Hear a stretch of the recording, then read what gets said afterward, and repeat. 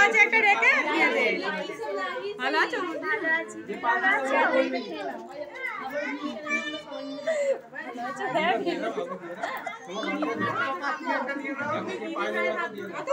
তুমি আগে ভিডিও কিসের জন্য করছো?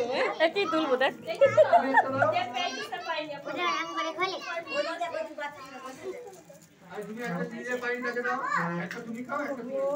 সন্দেশ তুমি কটা পেয়েছো?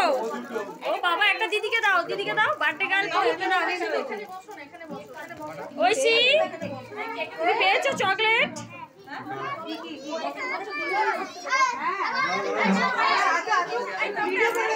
আমাকে ঘোরো, ক্যামেরাটা আমার দিকে ঘোরাবে।